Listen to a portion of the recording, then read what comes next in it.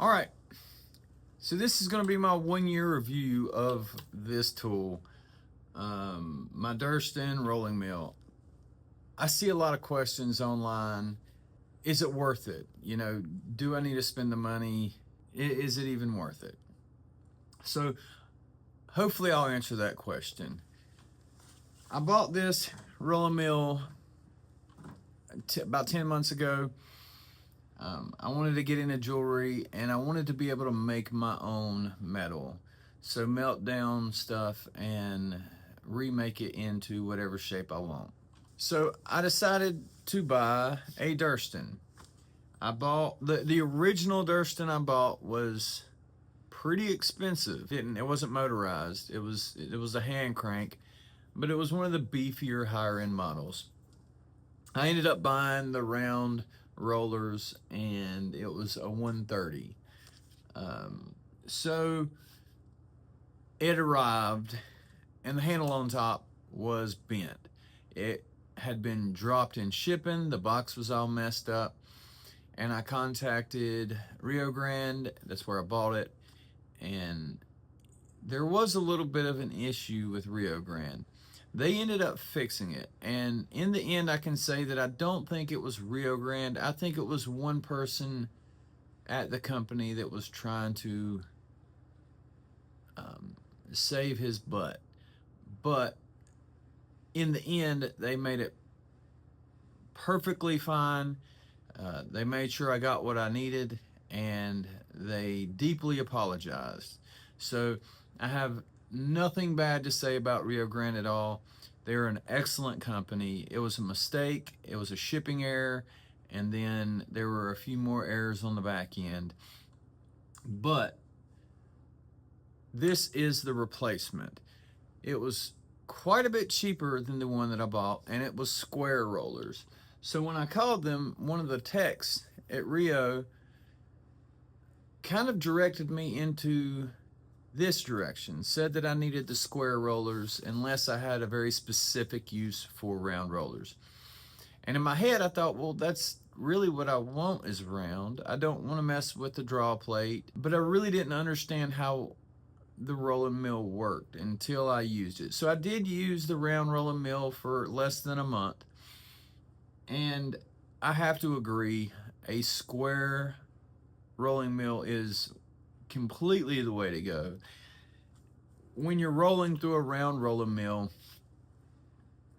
the metal has a tendency to want to turn on you. It's really hard to go at 45-degree angles and then, flip-flop back and forth, because as you're feeding it through this way, it'll do fine, but then when you flip this way, it'll want to take the path of least resistance, and that is the flatter side. So it does want to turn on you, and there's nothing really stopping it because it's round.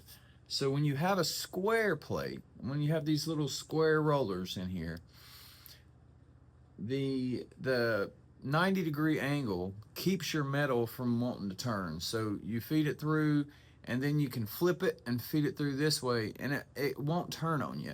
So the square rollers are 100%, in my opinion, the way to go. So if you're looking at buying one, definitely keep that in mind. And if you want round wire, you can always pull it through a draw plate.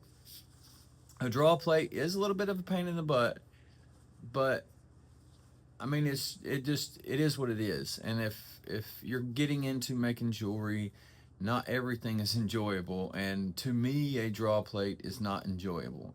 There are setups that you can build to make it an easier process and less physically intensive as far as pulling and all that. So if you do have physical restrictions, there are different ways to go about it. As far as this rolling mill and whether I think this one is worth it, I've watched lots and lots of videos online. I've watched some of the cheaper stuff, and to me, I want really well-built tools. And I can say this is a really well-built tool. There are some things on it that I'm not happy with. I'm not happy that this is plastic. I'm not happy that this is plastic. I'm really not happy that this is plastic. You know, when you're spending well over $1,000 and you're getting closer to the $2,000 mark, I don't want plastic junk on my equipment. So I understand that the companies are trying to save money and still deliver a good product. And as far as Durston goes, I will say they did. They delivered an excellent product. It's just personally for me, I cannot stand plastic. This little piece could have been brass. You know, you could have gone with some um, aluminum, injection molded stuff, or you know, it didn't have to be plastic. The bigger rolling mill had a wheel on top. I liked the wheel. It was beefier, and I thought it was a better quality build. And in all respects, it is. But I don't. You don't even need that handle up top. I mean, um, it's kind of pointless to have such a huge beefy handle up there. So this does just fine. There's no problems with this at all. Uh, this one specifically is the Agile Elite C140, and it comes with interchangeable comfort bands, half round D band. I don't really know the names of them, but it does comes with different rollers that go. It comes with different rollers that go over here on the outside. They're very easy to change. They're quick to change, and um, you know, it's just overall a great product. I do think it's worth the money. I do. In the videos I see of the cheaper rolling mills, some of the problems I've seen that they have is keeping these rollers perfectly parallel. It comes perfectly set up from the get go.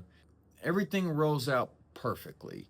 Uh, I don't ever have it trying to squish out one side or one side's thicker than the other side. I mean, it is really dialed in from the get go. You can adjust it. I just haven't had to. You do need a stable workbench. So, you know, I welded this table together years ago, and I kind of have some of my heavier tools sitting on it.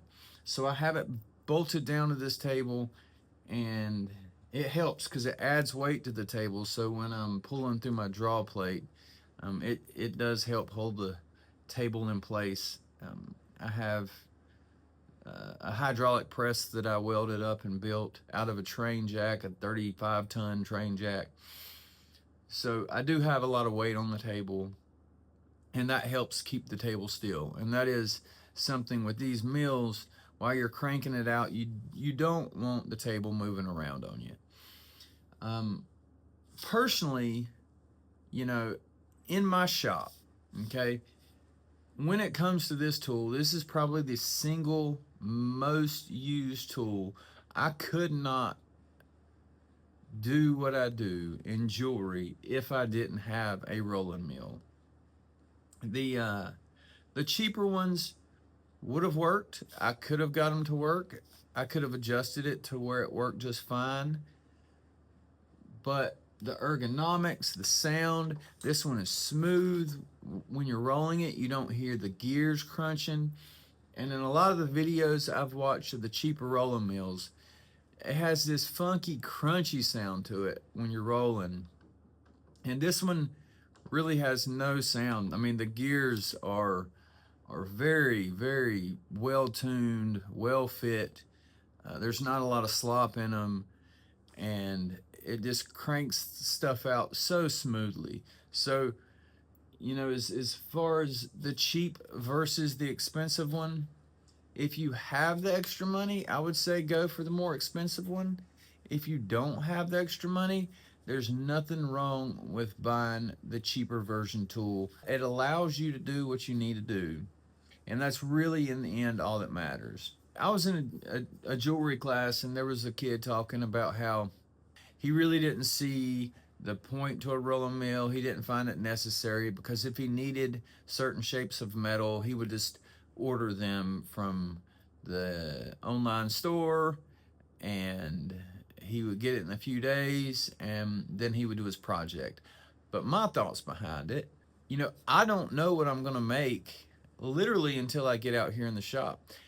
This kind of stuff excites me, right? And I'm constantly thinking about different designs, different things that I want to make. So for me, it would be really hard for me to think about a project and to design it and to think about the metal I need and then to order it and then to have to wait, pay for shipping, all this nonsense, and do that every day. I can't do that. So literally every morning I come up with a new piece of jewelry, okay? And I'll spend anywhere from 8 to 16 hours making that piece of jewelry throughout the day. Sometimes it takes 2 to 3 days. It all depends on what it is.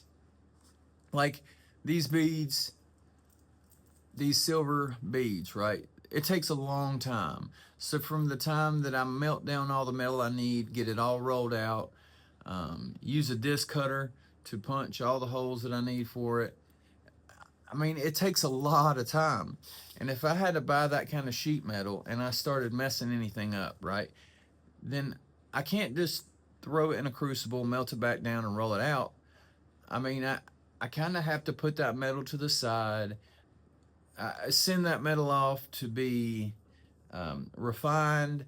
And at the moment, refiners aren't even taking silver unless it's pure silver. They don't want it. They don't want to mess with it. Especially right now, with everything going on in the silver and the gold industry, and as far as the refining goes and all that, to me, I can save up all those little scrap pieces. I don't have to wait on a refiner.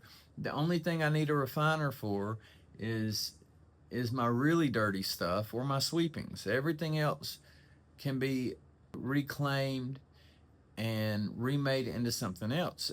On these pearls, right? These silver pearls, you have a lot of scrap, and it takes a long time, but you'll take that scrap because you can only punch so many holes in a piece of silver plate, and then you run out of room, and then you can melt that same piece down, draw it back out, and then you can go about half as many round discs again. You just keep doing that until you kind of run out of silver. And then you go towards making the necklace. So this tool allows me the ability to do that. You don't have to have it, but if you really want to get into it, I would definitely say that a roller mill is very important for your shop. It is kind of how I have based my jewelry business. Is everything that I make is handmade from scratch, melted down. I'm not a jewelry reseller. I don't buy crap, Chinese, Indian, wherever, right? I don't buy junk jewelry from overseas and then resell it online. I buy fine silver. I buy nice silver, silverware, stuff like that. I'll melt it down. I video myself melting it down, and then video myself making the whole piece of jewelry, and then I'll post it online. My whole idea behind this business was I wanted to make fine jewelry, and I wanted to make it in a way that people could really see what went into that piece of work. If you buy a necklace from a designer, the designer never touched that piece of jewelry. It usually goes through many other people's hands before it gets to you. And I could argue that I very seriously doubt that designer touched any of that jewelry.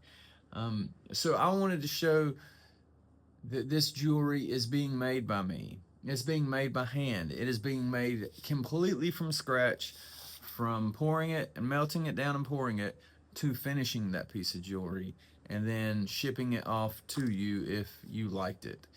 and I wanted to show the whole process. So for me and my business model, right, which I'm not saying it's the way you should go. I'm not saying it's a super lucrative business model.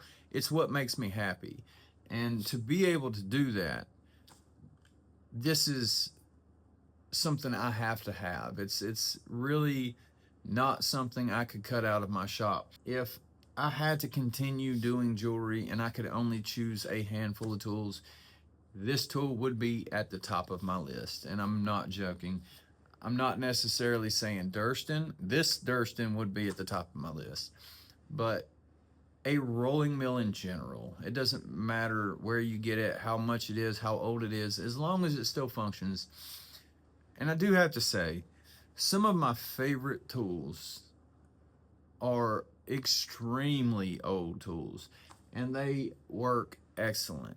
So don't ever think that you have to have the newest, best tool. It's not the case. Let me show you a tool that I have that is my favorite tool, and it's the oldest tool in my shop, probably by 100 years. As as a society, we've got into a habit of wanting to buy the cheapest junk possible. And companies have enabled that by making the cheapest junk possible. And I'm not talking about Durston. There are things on this Durston that are cheap, and that frustrates me. But the overall tool is amazing. It's excellent. The other Durston I bought, this is more, I think, of the affordable line. It's more affordable, anyways. It's lighter weight and it's smaller, so I understand why they did it. The more expensive Durston did not have plastic on it. It was solid metal, solid cast, and it was a beast. So please don't misunderstand me and think that I'm saying that Durston makes cheap stuff. They do not. They make top of the line stuff for sure. But to show you that the old tools were built amazing, and you really should be careful always chasing after the new and the best. So this is by far probably one of the or by far the oldest tool that I have in this shop. It is a old tool and it is built amazing. It is built absolutely amazing. So this is a vise, a jeweler's vise, a ball vise, and if that shows you anything, it's made out of leather.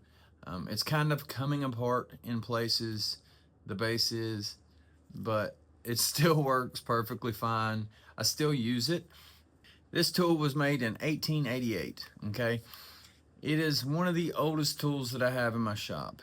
So most ball vices, you're gonna start around 500-600 bucks. So for 250 to get such a neat old piece of equipment that functions so smooth and so flawlessly, almost 150 years old, that is a real testament to how tools were built back in the day. It's hard to find any tools nowadays that are built to this quality and this standard. The only other tool that I could say that I probably have would be my hydraulic press that I made out of a train jack. It is a literal jack that they used on trains, and it will lift up 35 tons. So it's a little overkill, but it's an old tool. It's a really neat old tool. So if I can buy an old tool, I will buy an old tool. So don't think that you have to have a brand new, really expensive Durston. But I will say, if you are looking at or asking yourself, do you need a rolling mill? Is it worth it?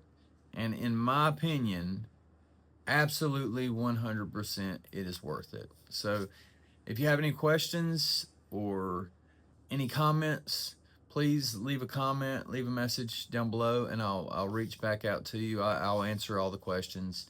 I'll talk with you. If you like the video, give me a thumbs up. It would definitely help out, and let me know what you think about it. Anyways, you all have a good night, and I'll talk to you later.